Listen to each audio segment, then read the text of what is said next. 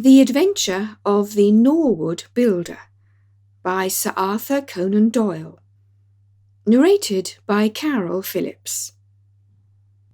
From the point of view of the criminal expert, said Mr. Sherlock Holmes, London has become a singularly uninteresting city since the death of the late lamented Professor Moriarty. I can hardly think that you would find many decent citizens to agree with you, I answered. Well, I must not be selfish, said he with a smile, as he pushed back his chair from the breakfast table. The community is certainly the gainer, and no one the loser, save the poor out-of-work specialist, whose occupation has gone. With that man in the field, one's morning paper presented infinite possibilities. Often it was only the smallest trace, Watson, the faintest indication, and yet it was enough to tell me that the great malignant brain was there, as the gentlest tremors of the edges of the web remind one of the foul spider which lurks in the centre. Petty thefts, wanton assaults, purposeless outrage, to the man who held the clue, all could be worked into one connected whole. To the scientific student of the higher criminal world, no capital in Europe offered the advantages which London then possessed. But now, he shrugged his shoulders in humorous deprecation of the state of things which he had himself done so much to produce. At the time of which I speak, Holmes had been back for some months, and I, at his request, had sold my practice and returned to share the old quarters in Baker Street. A young doctor named Werner purchased my small Kensington practice, and, given with astonishingly little demur, the highest price that I ventured to ask, an incident which only explained itself some years later when I found out that Werner was a distant relation of Holmes's, and that it was my friend who had really found the money. Our months of partnership had not been so uneventful as he had stated, for I find, on looking over my notes, that this period includes the case of the papers of ex-President Murillo, and also the shocking affair of the Dutch steamship Friesland, which so nearly cost us both our lives. His cold and proud nature was always averse, however, to anything in the shape of public applause, and he bound me in the most stringent terms to say no further word of himself, his methods, or his successes, a prohibition which, as I have explained, has only now been removed.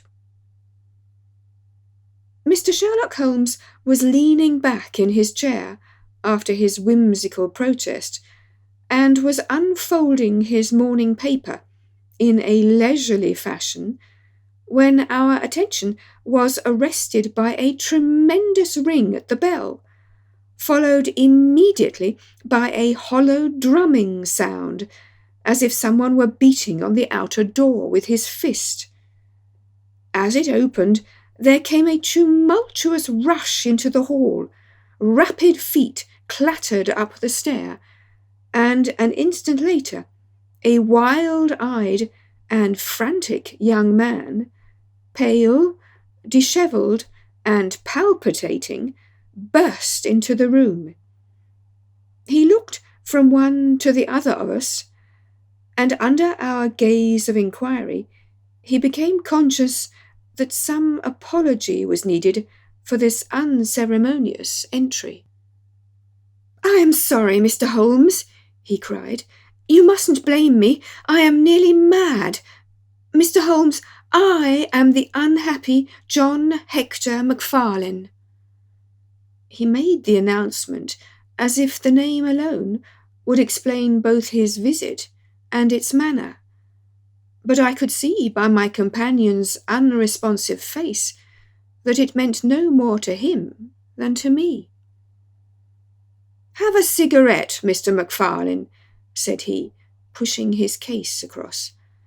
"I am sure that with your symptoms my friend Dr. Watson here would prescribe a sedative. The weather has been so very warm these last few days.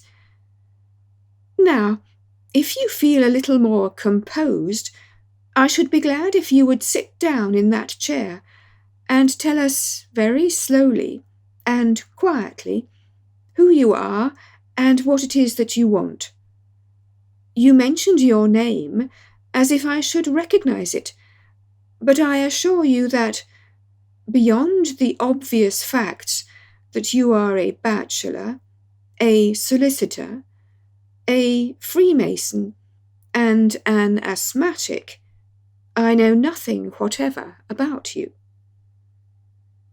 Familiar as I was with my friend's methods, it was not difficult for me to follow his deductions, and to observe the untidiness of attire, the sheaf of legal papers, the watch charm, and the breathing which had prompted them. Our client, however, stared in amazement. "Yes, I am all that, Mr. Holmes, and in addition I am the most unfortunate man at this moment in London. For heaven's sake, don't abandon me, Mr. Holmes.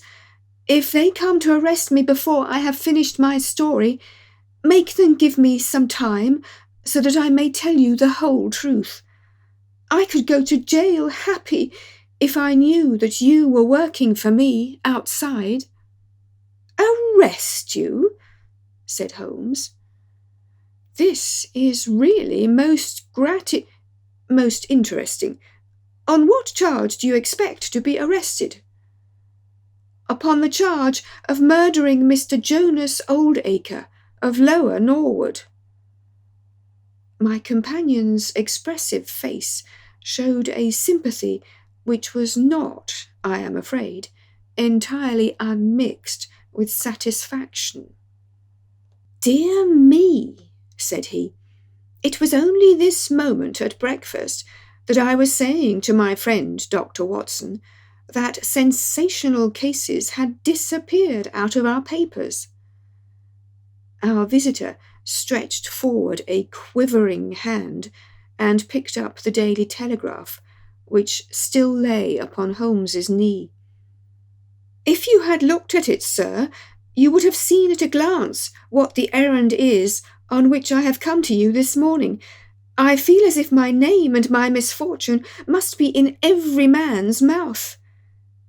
He turned it over to expose the central page.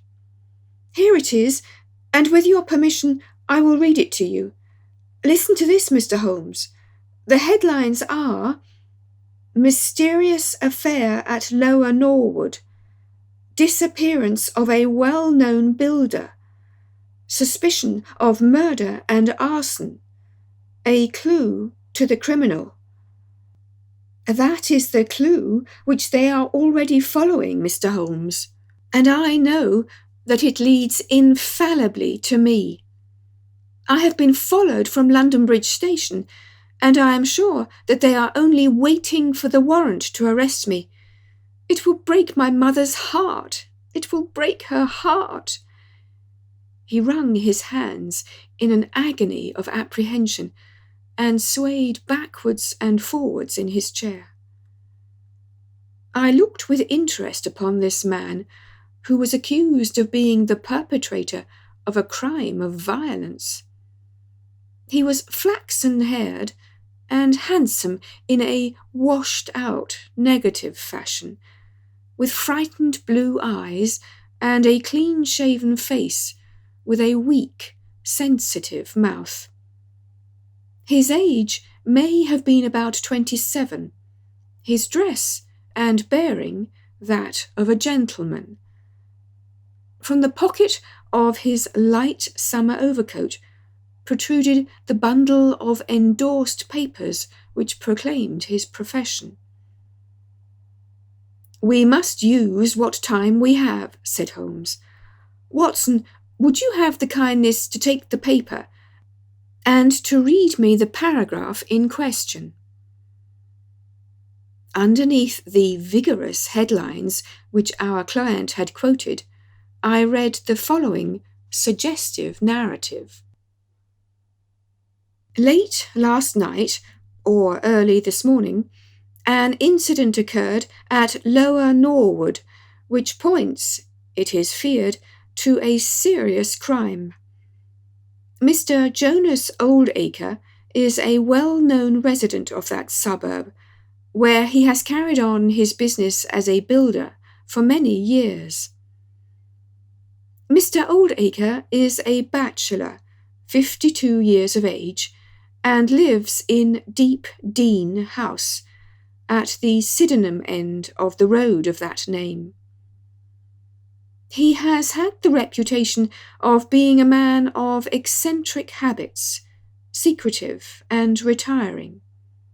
For some years he has practically withdrawn from the business in which he is said to have amassed considerable wealth.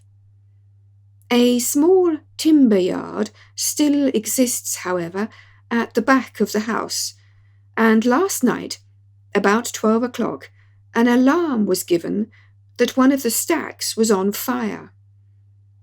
The engines were soon upon the spot, but the dry wood burned with great fury, and it was impossible to arrest the conflagration until the stack had been entirely consumed. Up to this point, the incident bore the appearance of an ordinary accident, but fresh indications seem to point to serious crime. Surprise was expressed at the absence of the master of the establishment from the scene of the fire, and an inquiry followed which showed that he had disappeared from the house. An examination of his room revealed that the bed had not been slept in, that a safe which stood in it was open, that a number of important papers were scattered about the room, and, finally, that there were signs of a murderous struggle, slight traces of blood being found within the room, and an oaken walking stick which also showed stains of blood upon the handle. It is known that Mr. Jonas Oldacre had received a late visitor in his bedroom upon that night, and the stick found has been identified as the property of this person, who is a young London solicitor named John Hector Macfarlane, junior partner of Graham and Macfarlane of 426 Gresham Buildings, E.C. The police believe that they have evidence in their possession which supplies a very convincing motive for the crime, and altogether it cannot be doubted that sensational developments will follow. Later. It is rumoured as we go to press that Mr. John Hector Macfarlane has actually been arrested on the charge of the murder of Mr. Jonas Oldacre. It is at least certain that a warrant has been issued. There have been further and sinister developments in the investigation at Norwood. Besides the signs of a struggle in the room of the unfortunate builder, it is now known that the French windows of his bedroom, which is on the ground floor, were found to be open, that there were marks as if some bulky object had been dragged across to the woodpile, and, finally, it is asserted that charred remains have been found among the charcoal ashes of the fire. The police theory is that a most sensational crime has been committed, that the victim was clubbed to death in his own bedroom, his papers rifled, and his dead body dragged across to the woodstack, which was then ignited so as to hide all traces of the crime. The conduct of the criminal investigation has been left in the experienced hands of Inspector Lestrade, who is following up the clues with his accustomed energy and sagacity. Sherlock Holmes listened with closed eyes and fingertips together to this remarkable account. "The case has certainly some points of interest," said he in his languid fashion. "May I ask, in the first place, Mr. Macfarlane, how it is that you are still at liberty, since there appears to be enough evidence to justify your arrest?" "I live at Torrington Lodge, Blackheath, with my parents, Mr. Holmes, but last night, having to do business very late with Mr. Jonas Oldacre, I stayed at an hotel in Norwood, and came to my business from there. I knew nothing of this affair until I was in the train, when I read what you have just heard. I at once saw the horrible danger of my position, and I hurried to put the case into your hands. I have no doubt that I should have been arrested either at my city office or at my home. A man followed me from London Bridge Station, and I have no doubt— Great heaven! What was that?" It was a clang of the bell, followed instantly by heavy steps upon the stair. A moment later, our old friend Lestrade appeared in the doorway. Over his shoulder, I caught a glimpse of one or two uniformed policemen outside. "Mr. John Hector Macfarlane," said Lestrade. Our unfortunate client rose with a ghastly face. "I arrest you for the wilful murder of Mr. Jonas Oldacre of Lower Norwood." Macfarlane turned to us with a gesture of despair and sank into his chair once more, like one who is crushed.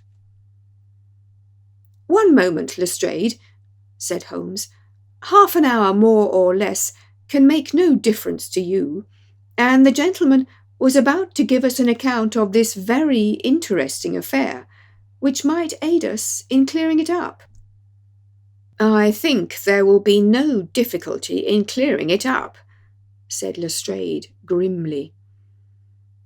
"Nonetheless, with your permission, I should be much interested to hear his account." "Well, Mr. Holmes, it is difficult for me to refuse you anything, for you have been of use to the force once or twice in the past, and we owe you a good turn at Scotland Yard," said Lestrade. "At the same time, I must remain with my prisoner, and I am bound to warn him that anything he may say will appear in evidence against him." "I wish nothing better," said our client. "All I ask is that you should hear and recognize the absolute truth." Lestrade looked at his watch. "I'll give you half an hour," said he. "I must explain first," said Mr. Macfarlane, "that I knew nothing of Mr. Jonas Oldacre. His name was familiar to me, for many years ago my parents were acquainted with him, but they drifted apart. I was very much surprised, therefore, when yesterday, about 3 o'clock in the afternoon, he walked into my office in the city. But I was still more astonished when he told me the object of his visit. He had in his hand several sheets of a notebook, covered with scribbled writing. Here they are. And he laid them on my table. Here is my will, said he. I want you, Mr. Macfarlane, to cast it into proper legal shape. I will sit here while you do so. I set myself to copy it, and you can imagine my astonishment when I found that, with some reservations, he had left all his property to me. He was a strange, little, ferret-like man with white eyelashes, and when I looked up at him, I found his keen grey eyes fixed upon me with an amused expression. I could hardly believe my own senses as I read the terms of the will. But he explained that he was a bachelor with hardly any living relation, that he had known my parents in his youth, and that he had always heard of me as a very deserving young man, and was assured that his money would be in worthy hands. Of course, I could only stammer out my thanks. The will was duly finished, signed, and witnessed by my clerk. This is it on the blue paper, and these slips, as I have explained, are the rough draft.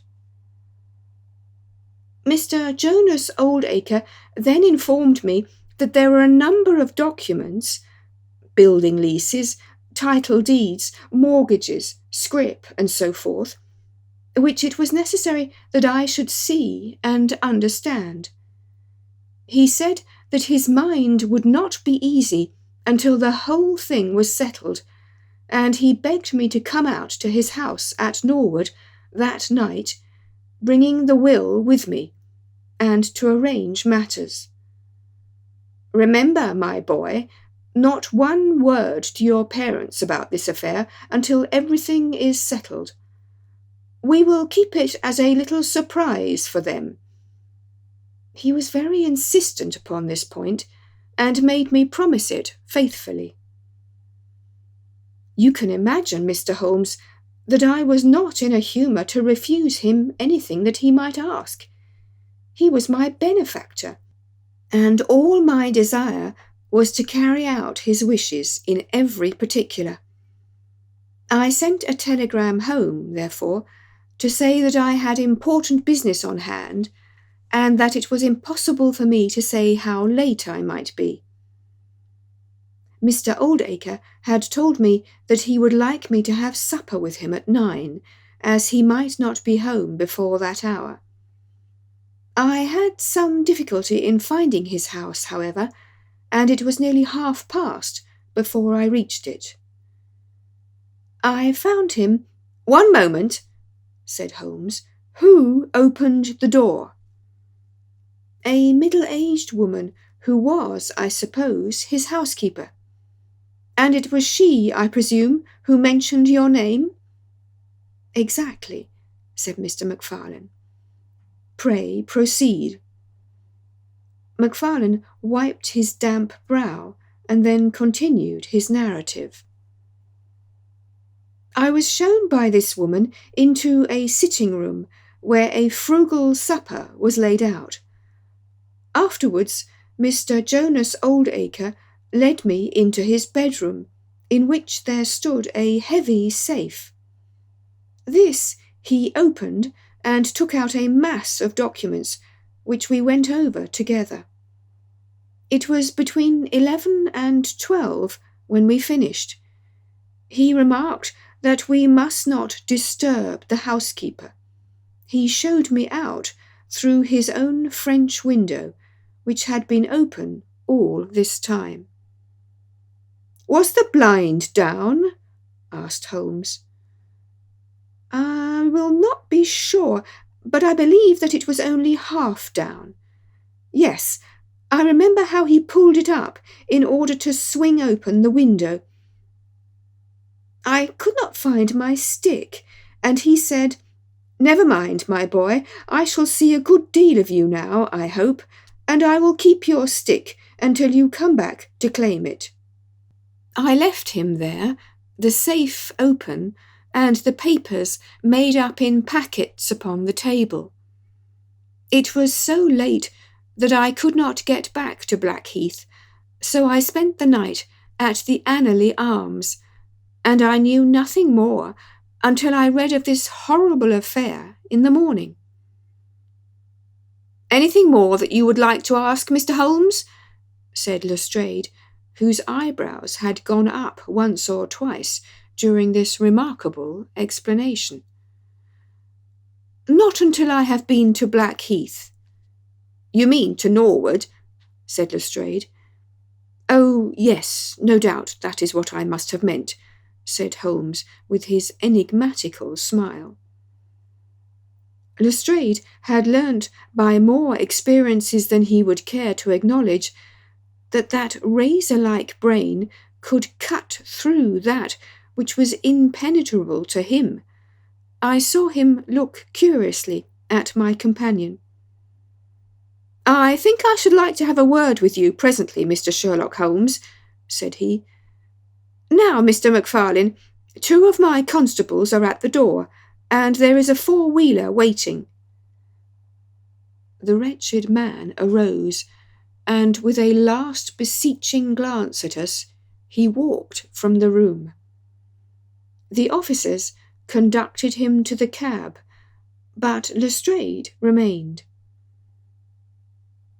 Holmes had picked up the pages which formed the rough draft of the will, and was looking at them with the keenest interest upon his face. "There are some points about that document, Lestrade, are there not?" said he, pushing them over. The official looked at them with a puzzled expression. "I can read the first few lines, and these in the middle of the second page, and 1 or 2 at the end. Those are as clear as print," said he, "but the writing in between is very bad, and there are 3 places where I cannot read it at all." "What do you make of that?" said Holmes. "Well, what do you make of it?" "That it was written in a train. The good writing represents stations, the bad writing movement, and the very bad writing passing over points. A scientific expert would pronounce at once that this was drawn up on a suburban line, since nowhere, save in the immediate vicinity of a great city, could there be so quick a succession of points. Granting that his whole journey was occupied in drawing up the will, then, the train was an express, only stopping once between Norwood and London Bridge." Lestrade began to laugh. "You are too many for me when you begin to get on your theories, Mr. Holmes," said he. "How does this bear on the case?" "Well, it corroborates the young man's story to the extent that the will was drawn up by Jonas Oldacre in his journey yesterday. It is curious, is it not, that a man should draw up so important a document in so haphazard a fashion. It suggests that he did not think it was going to be of much practical importance. If a man drew up a will which he did not intend ever to be effective, he might do it so." "Well, he drew up his own death warrant at the same time," said Lestrade. "Oh, you think so? Don't you?" "Well, it is quite possible, but the case is not clear to me yet." "Not clear? Well, if that isn't clear, what could be clear? Here is a young man who learns suddenly that if a certain older man dies, he will succeed to a fortune. What does he do? He says nothing to anyone, but he arranges that he shall go out on some pretext to see his client that night. He waits until the only other person in the house is in bed, and then, in the solitude of the man's room, he murders him, burns his body in the woodpile, and departs to a neighbouring hotel. The bloodstains in the room, and also on the stick, are very slight. It is probable that he imagined his crime to be a bloodless one, and hoped that if the body were consumed, it would hide all traces of the method of his death, traces which, for some reason, must have pointed to him. Is all this not obvious? It strikes me, my good Lestrade, as being just a trifle too obvious, said Holmes. You do not add imagination to your other great qualities, but if you could for one moment put yourself in the place of this young man, would you choose the very night after the will had been made to commit your crime? Would it not seem dangerous to you to make so very close a relation between the two incidents? Again, would you choose an occasion when you are known to be in the house, when a servant has let you in? And finally, would you take the great pains to conceal the body, and yet leave your own stick as a sign that you were the criminal? Confess, Lestrade, that all this is very unlikely. As to the stick, Mr. Holmes, you know as well as I do that a criminal is often flurried and does things which a cool man would avoid. He was very likely afraid to go back to the room. Give me another theory that would fit the facts. I could very easily give you half a dozen, said Holmes. Here, for example, is a very possible and even probable one. I make you a free present of it. The older man is showing his documents, which are of evident value. A passing tramp sees them through the window, the blind of which is only half down. Exit the solicitor, enter the tramp. He seizes a stick, which he observes there, kills Oldacre, and departs after burning the body. Why should the tramp burn the body? For the matter of that, why should Macfarlane? To hide some evidence. Possibly the tramp wanted to hide that any murder at all had been committed. And why did the tramp take nothing? Because they were papers that he could not negotiate. Lestrade shook his head, though it seemed to me that his manner was less absolutely assured than before. Well, Mr. Sherlock Holmes, you may look for your tramp, and while you are finding him, we will hold on to our man. The future will show which is right.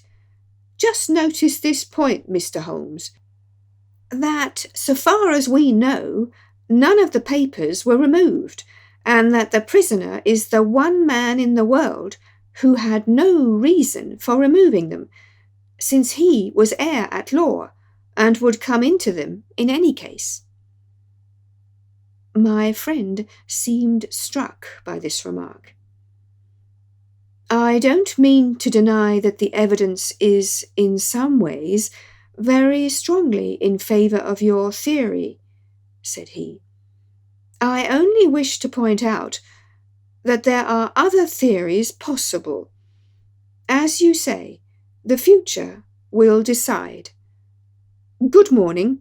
I dare say that in the course of the day I shall drop in at Norwood and see how you are getting on. When the detective departed, my friend rose and made his preparations for the day's work, with the alert air of a man who has a congenial task before him. My first movement, Watson, said he, as he bustled into his frock-coat, must, as I said, be in the direction of Blackheath. And why not Norwood? Because we have in this case one singular incident coming close to the heels of another singular incident.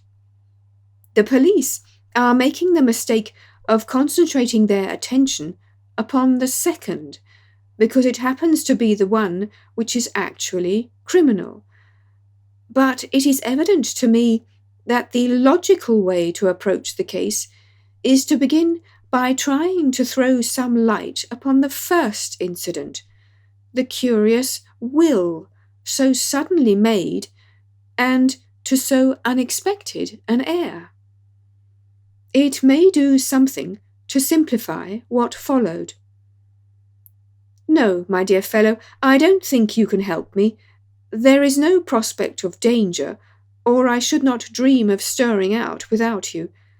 I trust that when I see you in the evening, I will be able to report that I have been able to do something for this unfortunate youngster who has thrown himself upon my protection. It was late when my friend returned, and I could see by a glance at his haggard and anxious face that the high hopes with which he had started had not been fulfilled. For an hour he droned away upon his violin, endeavouring to soothe his own ruffled spirits. At last he flung down the instrument and plunged into a detailed account of his misadventures. "It's all going wrong, Watson. All as wrong as it can go.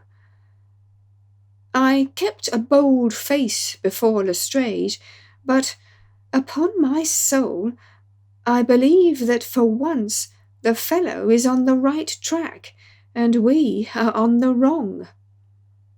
All my instincts are one way, and all the facts are the other, and I much fear that British juries have not yet attained that pitch of intelligence when they will give the preference to my theories over Lestrade's facts." "Did you go to Blackheath?" "Yes, Watson. I went there, and I found very quickly that the late lamented Oldacre was a pretty considerable blackguard. The father was away in search of his son. The mother was at home, a little fluffy, blue-eyed person in a tremor of fear and indignation. Of course, she would not admit even the possibility of his guilt, but she would not express either surprise or regret over the fate of Oldacre. On the contrary, she spoke of him with such bitterness that she was unconsciously considerably strengthening the case of the police, for, of course, if her son had heard her speak of the man in this fashion, it would predispose him towards hatred and violence. "He was more like a malignant and cunning ape than a human being," said she, "and he always was, ever since he was a young man." "You knew him at that time?" said I. "Yes, I knew him well. In fact, he was an old suitor of mine. Thank heaven that I had the sense to turn away from him and to marry a better, if a poorer man. I was engaged to him, Mr. Holmes, when I heard a shocking story of how he had turned a cat loose in an aviary, and I was so horrified at his brutal cruelty that I would have nothing more to do with him." She rummaged in a bureau, and presently she produced a photograph of a woman shamefully defaced and mutilated with a knife. "That is my own photograph," she said. "He sent it to me in that state, with his curse upon my wedding morning." "Well," said I, "at least he has forgiven you now, since he has left all his property to your son."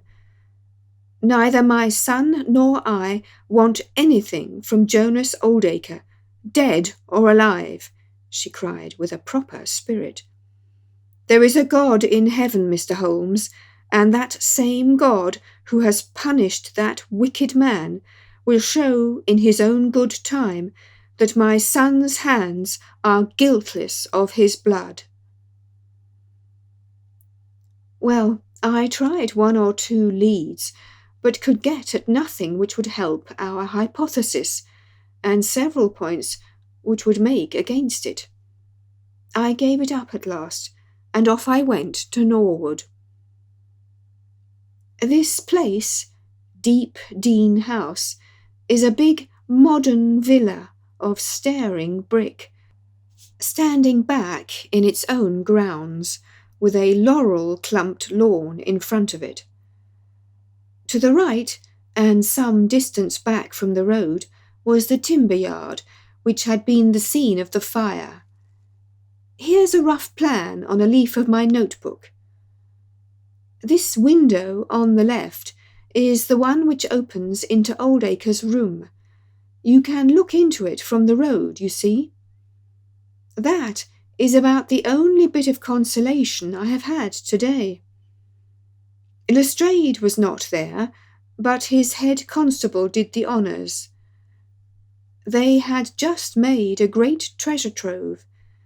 They had spent the morning raking among the ashes of the burned woodpile, and besides the charred organic remains, they had secured several discoloured metal discs.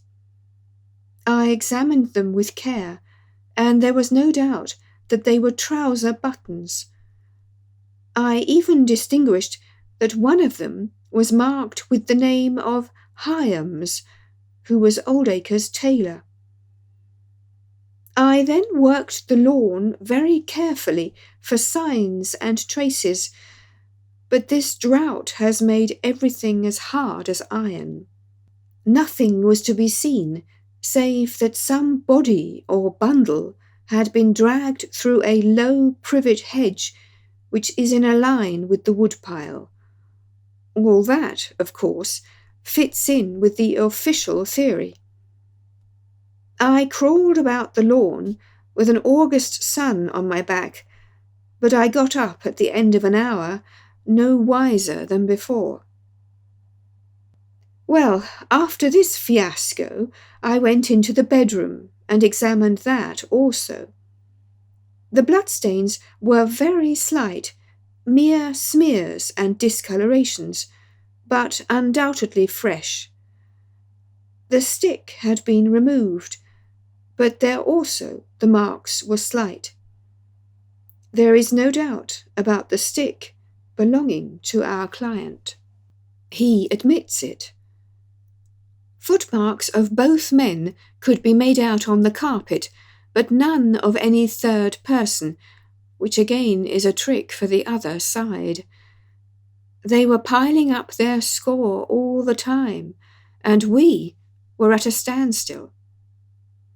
Only one little gleam of hope did I get, and yet it amounted to nothing.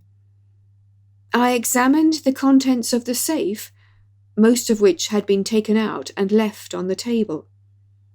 The papers had been made up into sealed envelopes, 1 or 2 of which had been opened by the police. They were not, so far as I could judge, of any great value, nor did the bank book show that Mr. Oldacre was in such very affluent circumstances.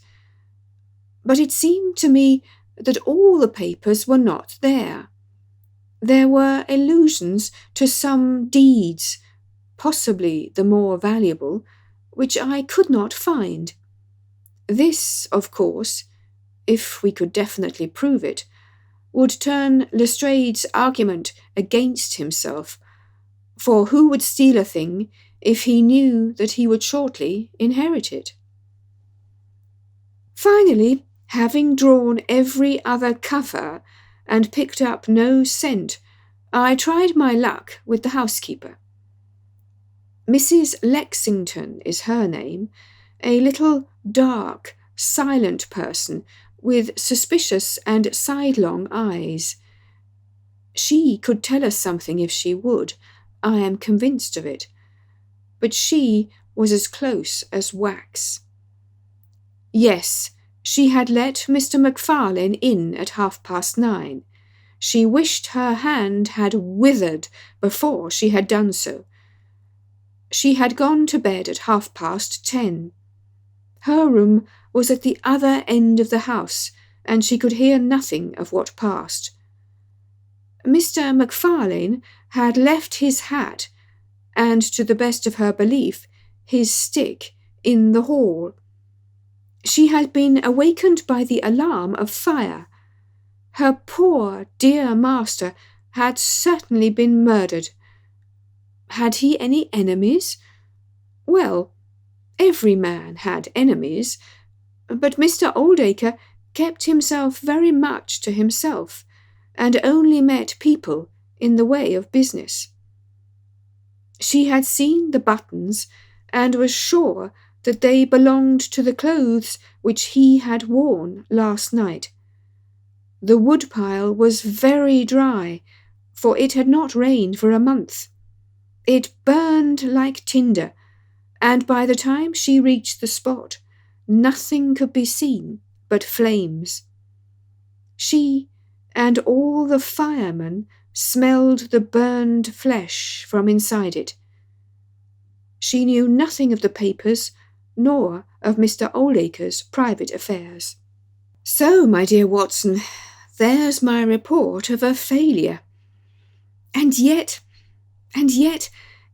he clenched his thin hands in a paroxysm of conviction.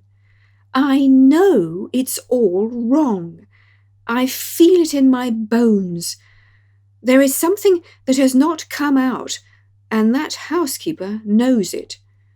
There was a sort of sulky defiance in her eyes, which only goes with guilty knowledge. However, there's no good talking any more about it, Watson. But unless some lucky chance comes our way, I fear that the Norwood disappearance case will not figure in that chronicle of our successes which I foresee that a patient public will sooner or later have to endure.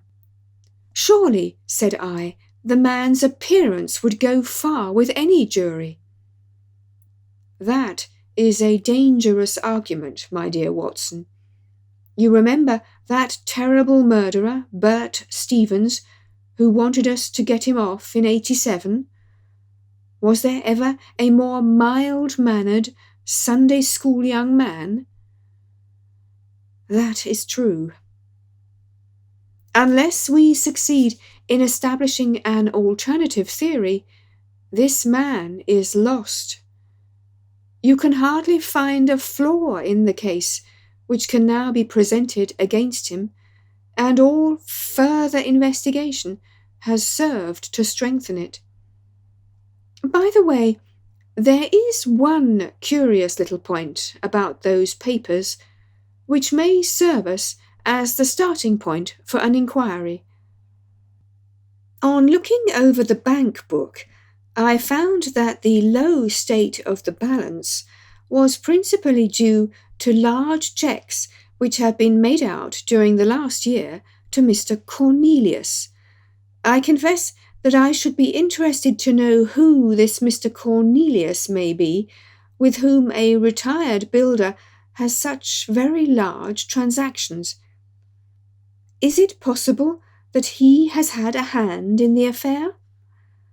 Cornelius might be a broker, but we have found no scrip to correspond with these large payments. Failing any other indication, my researches must now take the direction of an inquiry at the bank for the gentleman who has cashed these cheques. But I fear, my dear fellow, that our case will end ingloriously, by Lestrade hanging our client, which will certainly be a triumph for Scotland Yard. I do not know how far Sherlock Holmes took any sleep that night, but when I came down to breakfast, I found him pale and harassed, his bright eyes the brighter for the dark shadows round them. The carpet round his chair was littered with cigarette ends and with the early editions of the morning papers. An open telegram lay upon the table. "What do you think of this, Watson?" he asked, tossing it across. It was from Norwood and ran as follows. "Important fresh evidence to hand. Macfarlane's guilt definitely established. Advise you to abandon case. Lestrade." "This sounds serious," said I. "It is Lestrade's little cock-a-doodle of victory," Holmes answered with a bitter smile. "And yet it may be premature to abandon the case. After all, important fresh evidence is a two-edged thing, and may possibly cut in a very different direction to that which Lestrade imagines. Take your breakfast, Watson, and we will go out together and see what we can do. I feel as if I shall need your company and your moral support today." My friend had no breakfast himself, for it was one of his peculiarities that in his more intense moments he would permit himself no food, and I have known him presume upon his iron strength until he has fainted from pure inanition. "At present I cannot spare energy and nerve force for digestion," he would say, in answer to my medical remonstrances. I was not surprised, therefore, when this morning he left his untouched meal behind him and started with me for Norwood. A crowd of morbid sightseers was still gathered around Deep Dean House, which was just such a suburban villa as I had pictured. Within the gates, Lestrade met us, his face flushed with victory, his manner grossly triumphant. "Well, Mr. Holmes, have you proved us to be wrong yet? Have you found your tramp?" he cried. "I have formed no conclusion whatever," my companion answered. "But we formed ours yesterday, and now it proves to be correct, so you must acknowledge that we have been a little in front of you this time, Mr. Holmes." "You certainly have the air of something unusual having occurred," said Holmes. Lestrade laughed loudly. "You don't like being beaten any more than the rest of us do," said he. "A man can't expect always to have it his own way, can he, Dr. Watson? Step this way, if you please, gentlemen, and I think I can convince you once for all that it was John Macfarlane who did this crime." He led us through the passage and out into a dark hall beyond. "This is where young Macfarlane must have come out to get his hat after the crime was done," said he. "Now, look at this." With dramatic suddenness he struck a match, and by its light exposed a stain of blood upon the whitewashed wall. As he held the match nearer, I saw that it was more than a stain. It was the well-marked print of a thumb. "Look at that with your magnifying glass, Mr. Holmes." "Yes, I am doing so." "You are aware that no two thumb marks are alike?" "I have heard something of the kind." "Well then, will you please compare that print with this wax impression of young Macfarlane's right thumb? taken by my orders this morning." As he held the waxen print close to the bloodstain, it did not take a magnifying glass to see that the two were undoubtedly from the same thumb. It was evident to me that our unfortunate client was lost. "That is final," said Lestrade. "Yes, that is final," I involuntarily echoed. "It is final," said Holmes. Something in his tone caught my ear, and I turned to look at him. An extraordinary change had come over his face. It was writhing with inward merriment. His two eyes were shining like stars. It seemed to me that he was making desperate efforts to restrain a convulsive attack of laughter. Dear me, he said at last. "Well now, who would have thought it? And how deceptive appearances may be, to be sure. Such a nice young man to look at. It is a lesson to us not to trust our own judgment, is it not, Lestrade?" "Yes, some of us are a little too much inclined to be cocksure, Mr. Holmes," said Lestrade. The man's insolence was maddening, but we could not resent it. What a providential thing that this young man should press his right thumb against the wall in taking his hat from the peg. Such a very natural action, too, if you come to think of it. Holmes was outwardly calm, but his whole body gave a wriggle of suppressed excitement as he spoke. "By the way, Lestrade, who made this remarkable discovery?" "It was the housekeeper, Mrs. Lexington, who drew the night constable's attention to it." "Where was the night constable?" "He remained on guard in the bedroom where the crime was committed, so as to see that nothing was touched." "But why didn't the police see this mark yesterday?" "Well, we had no particular reason to make a careful examination of the hall. Besides, it's not in a very prominent place, as you see." No, of course not. I suppose there is no doubt that the mark was there yesterday?" Lestrade looked at Holmes as if he thought he was going out of his mind.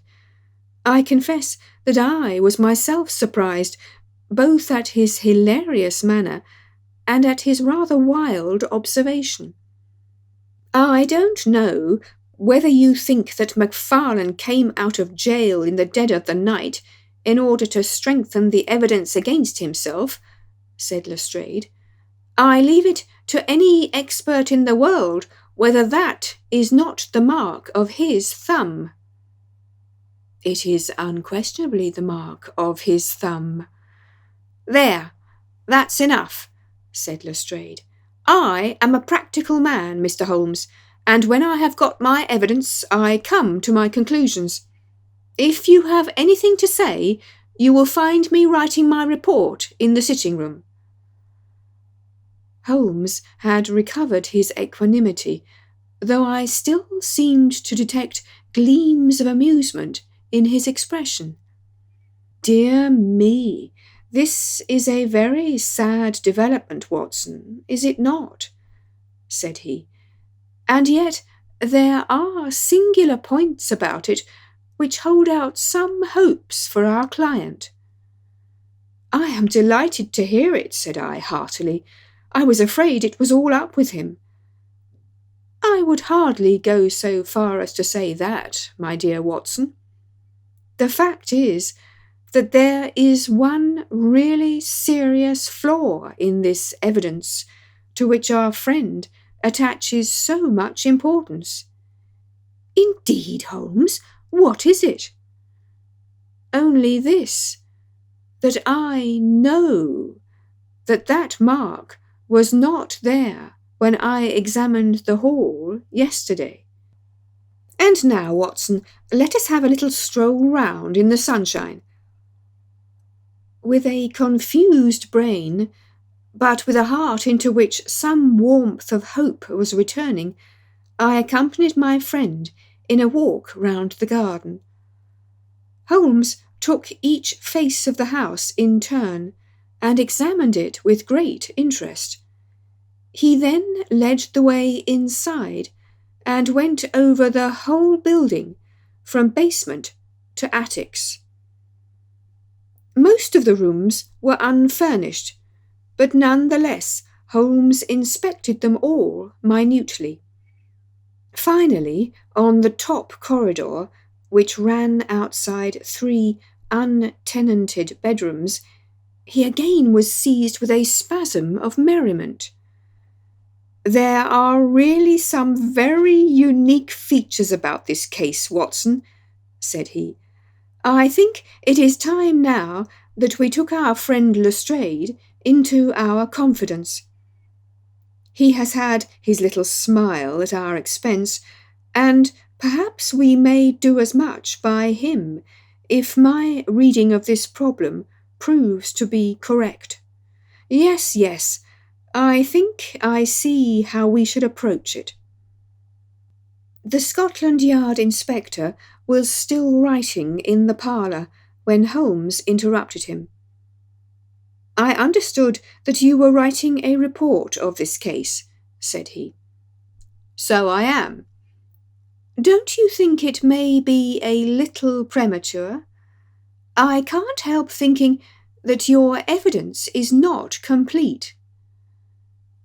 Lestrade knew my friend too well to disregard his words. He laid down his pen and looked curiously at him. "What do you mean, Mr. Holmes?" "Only that there is an important witness whom you have not seen." "Can you produce him?" "I think I can." "Then do so." "I will do my best. How many constables have you?" "There are 3 within call." "Excellent," said Holmes. "May I ask if they are all large, able-bodied men with powerful voices?" "I have no doubt they are, though I fail to see what their voices have to do with it." "Perhaps I can help you to see that, and 1 or 2 other things as well," said Holmes. "Kindly summon your men, and I will try." 5 minutes later, 3 policemen had assembled in the hall. "In the outhouse you will find a considerable quantity of straw," said Holmes. "I will ask you to carry in 2 bundles of it. I think it will be of the greatest assistance in producing the witness whom I require. Thank you very much. I believe you have some matches in your pocket, Watson. Now, Mr. Lestrade, I will ask you all to accompany me to the top landing." As I have said, there was a broad corridor there which ran outside 3 empty bedrooms. At one end of the corridor we were all marshalled by Sherlock Holmes, the constables grinning, and Lestrade staring at my friend with amazement, expectation, and derision chasing each other across his features. Holmes stood before us with the air of a conjurer who is performing a trick. "Would you kindly send one of your constables for 2 buckets of water? Put the straw on the floor here, free from the wall on either side. Now, I think that we are all ready." Lestrade's face had begun to grow red and angry. "I don't know whether you are playing a game with us, Mr. Sherlock Holmes," said he. "If you know anything, You can surely say it without all this tomfoolery. I assure you, my good Lestrade, that I have an excellent reason for everything that I do. You may possibly remember that you chaffed me a little some hours ago, when the sun seemed on your side of the hedge, so you must not grudge me a little pomp and ceremony now. Might I ask you, Watson, to open that window, and then to put a match to the edge of the straw? I did so, and, driven by the draught, a coil of grey smoke swirled down the corridor, while the dry straw crackled and flamed. Now we must see if we can find this witness for you, Lestrade. Might I ask you all to join in the cry of fire? Now then, 1, 2, 3. Fire! We all yelled. Thank you. I will trouble you once again. Fire! Just once more, gentlemen, and all together. Fire! The shout must have rung over Norwood. It had hardly died away when an amazing thing happened. A door suddenly flew open out of what appeared to be solid wall at the end of the corridor, and a little wizened man darted out of it, like a rabbit out of its burrow. Capital, said Holmes calmly. Watson, a bucket of water over the straw. That will do. Lestrade, allow me to present you with your principal missing witness, Mr. Jonas Oldacre. The detective stared at the newcomer with blank amazement. The latter was blinking in the bright light of the corridor and peering at us and at the smouldering fire. It was an odious face, crafty, vicious, malignant, with shifty light grey eyes and white eyelashes. What's this, then? Said Lestrade at last. What have you been doing all this time, eh? Oldacre gave an uneasy laugh, shrinking back from the furious red face of the angry detective. I have done no harm. No harm? You have done your best to get an innocent man hanged. If it wasn't for this gentleman here, I am not sure that you would not have succeeded. The wretched creature began to whimper. I am sure, sir, it was only my practical joke. Oh, a joke, was it? You won't find the laugh on your side, I promise you. Take him down and keep him in the sitting-room until I come. Mr. Holmes, he continued when they had gone, I could not speak before the constables, but I don't mind saying, in the presence of Dr. Watson, that this is the brightest thing that you have done yet, though it is a mystery to me how you did it. You have saved an innocent man's life, and you have prevented a very grave scandal which would have ruined my reputation in the force. Holmes smiled and clapped Lestrade upon the shoulder. Instead of being ruined, my good sir, you will find that your reputation has been enormously enhanced. Just make a few alterations in that report which you are writing, and they will understand how hard it is to throw dust in the eyes of Inspector Lestrade. And you don't want your name to appear? Not at all. The work is its own reward. Perhaps I shall get the credit also at some distant day when I permit my zealous historian to lay out his foolscap once more, eh, Watson? Well now, let us see where this rat has been lurking. A lathe and plaster partition had been run across the passage 6 feet from the end, with a door cunningly concealed in it. It was lit within by slits under the eaves. A few articles of furniture and a supply of food and water were within, together with a number of books and papers. "There's the advantage of being a builder," said Holmes as we came out. He was able to fix up his own little hiding-place without any confederate, save, of course, that precious housekeeper of his, whom I should lose no time in adding to your bag, Lestrade. "I'll take your advice, but how did you know of this place, Mr. Holmes?"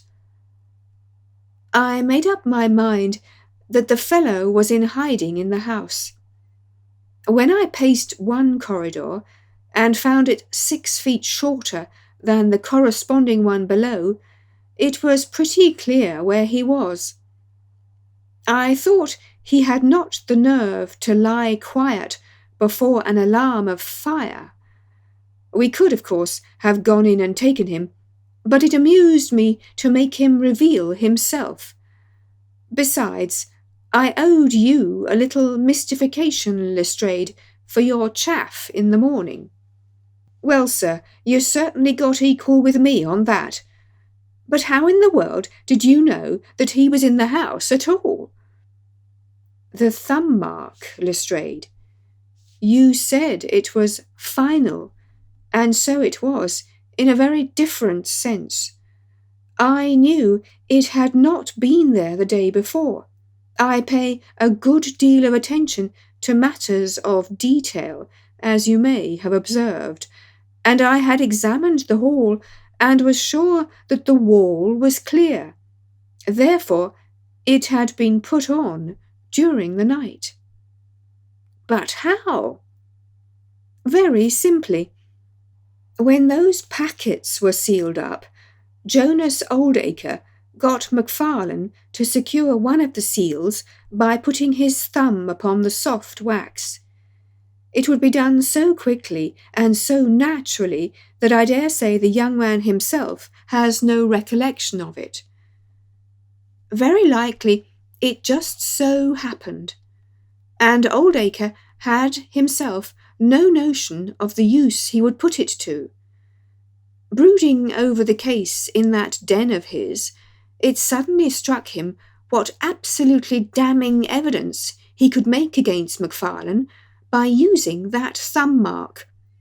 It was the simplest thing in the world for him to take a wax impression from the seal, to moisten it in as much blood as he could get from a pinprick, and to put the mark upon the wall during the night, either with his own hand or with that of his housekeeper.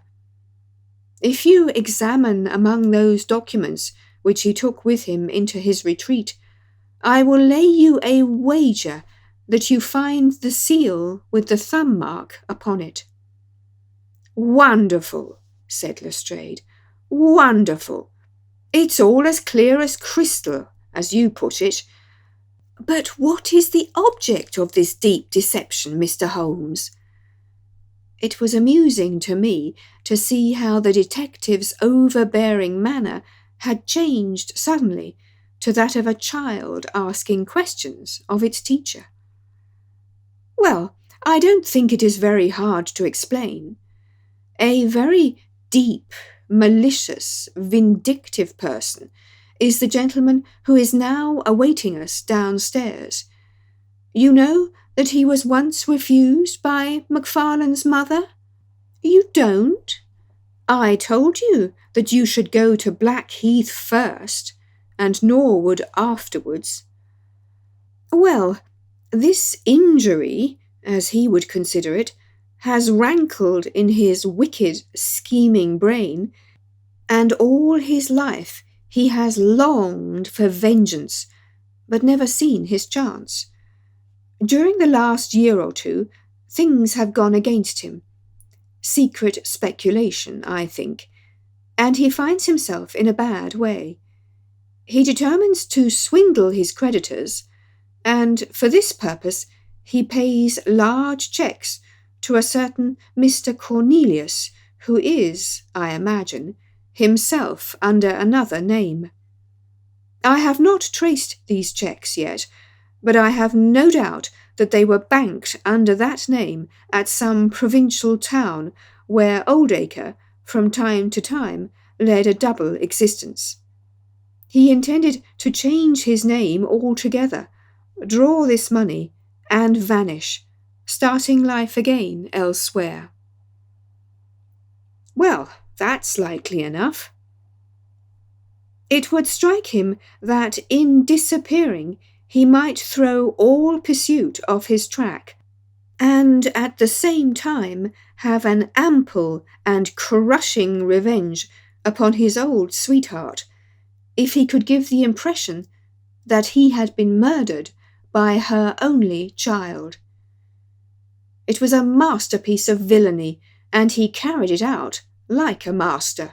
The idea of the will, which would give an obvious motive for the crime, the secret visit unknown to his own parents, the retention of the stick, the blood and the animal remains and buttons in the woodpile, all were admirable. It was a net from which it seemed to me a few hours ago that there was no possible escape. But he had not that supreme gift of the artist, the knowledge of when to stop. He wished to improve that which was already perfect, to draw the rope tighter yet round the neck of his unfortunate victim, and so he ruined all. Let us descend, Lestrade. There are just one or two questions that I would ask him. The malignant creature was seated in his own parlour with a policeman upon each side of him. It was a joke, my good sir, a practical joke, nothing more, he whined incessantly. I assure you, sir, that I simply concealed myself in order to see the effect of my disappearance, and I am sure that you would not be so unjust as to imagine that I would have allowed any harm to befall poor young Mr. Macfarlane. That's for a jury to decide, said Lestrade. Anyhow, we shall have you on a charge of conspiracy, if not for attempted murder, and you'll probably find that your creditors will impound the banking account of Mr. Cornelius, said Holmes. The little man started and turned his malignant eyes upon my friend. I have to thank you for a good deal, said he. Perhaps I'll pay my debt some day. Holmes smiled indulgently. I fancy that for some few years you will find your time very fully occupied, said he. By the way, what was it you put into the woodpile besides your old trousers? A dead dog, or rabbits, or what? You won't tell? Dear me, how very unkind of you. Well, I dare say that a couple of rabbits would account both for the blood and for the charred ashes.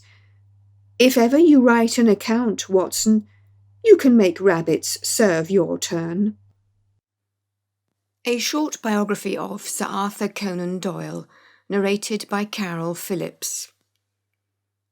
Arthur Ignatius Conan Doyle was born on the 22nd of May, 1859, in Edinburgh, in Scotland. The Doyles were a prosperous Irish Catholic family. His father, Charles Altamont Doyle, had some success as an artist, but was a chronic alcoholic. His mother, Mary Doyle, loved books and was an excellent storyteller. Conan Doyle later stated that the happiest recollections of his childhood were listening to his mother telling him stories. At the age of 9, wealthy members of the Doyle family offered to pay for his studies. Arthur spent 7 years in a Jesuit boarding school in England, which he hated. The only activities he enjoyed were writing to his mother, which he did regularly until her death, and playing sport, in particular cricket, at which he was very good. During his time at boarding school, he realised that, like his mother, he had a talent for storytelling. Upon leaving school, one of Arthur's first tasks was to co-sign the committal papers for his father, who, as a result of his alcoholism, suffered from dementia.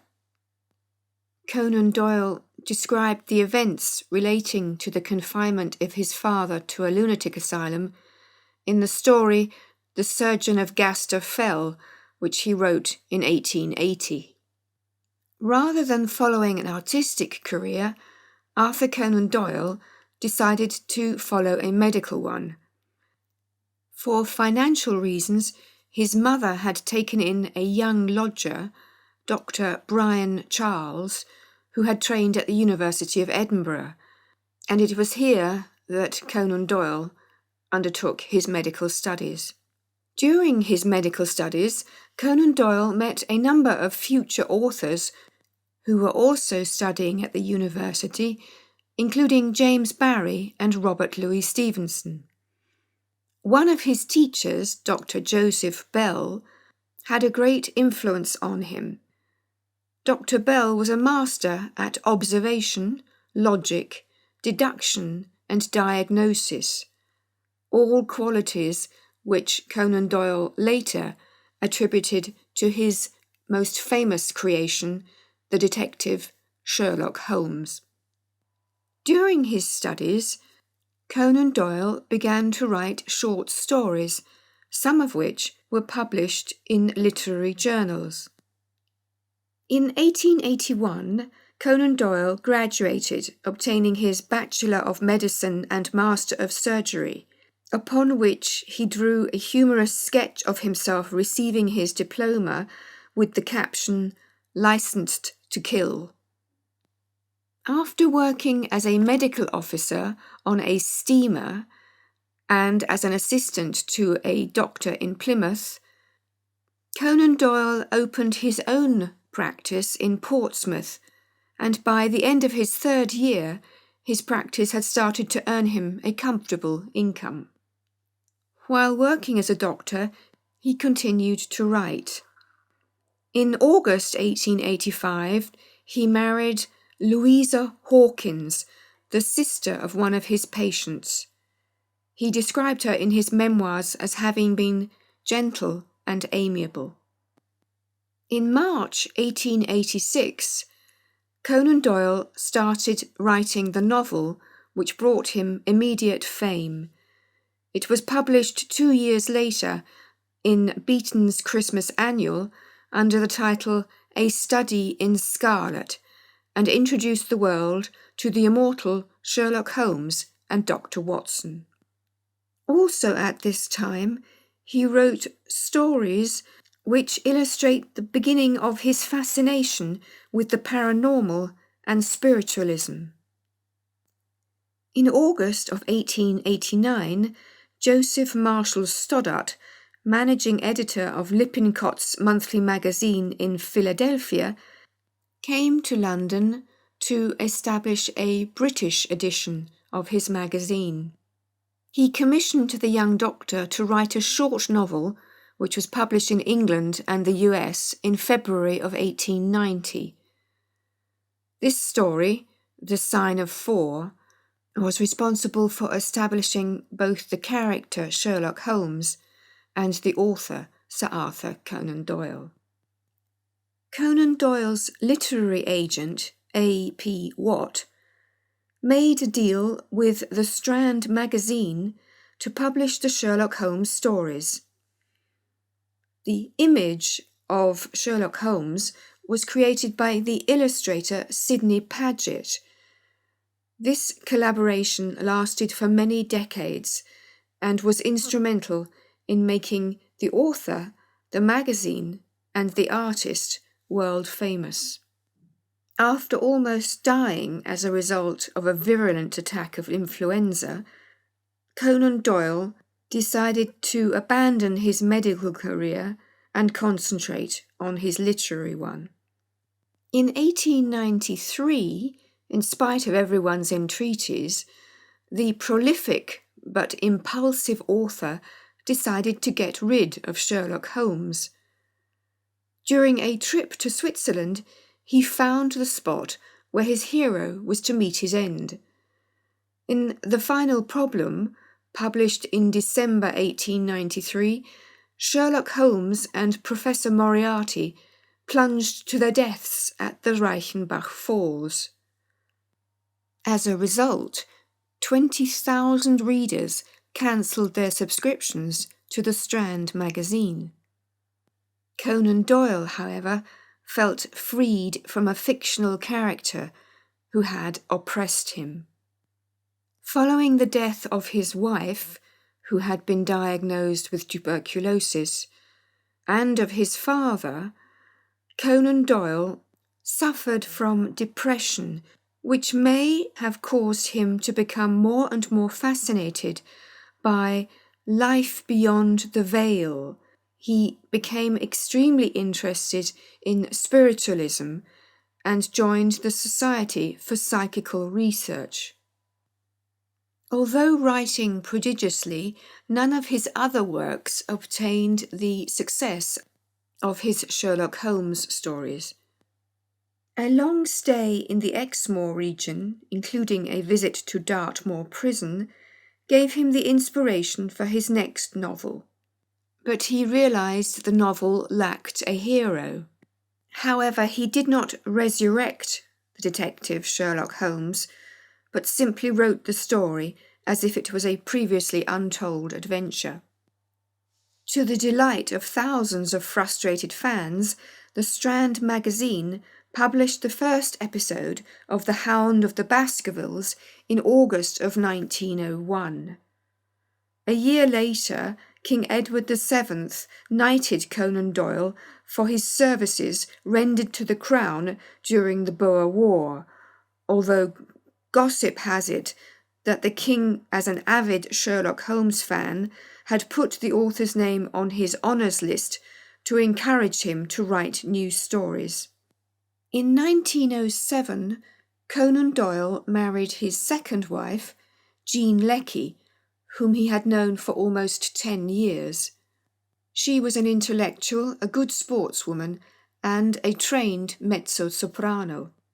Following his marriage, he wrote far less. However, to make up for financial losses resulting from the writing and production of various plays, he decided to produce a fourth play based on his Sherlock Holmes story, The Speckled Band, which proved very successful.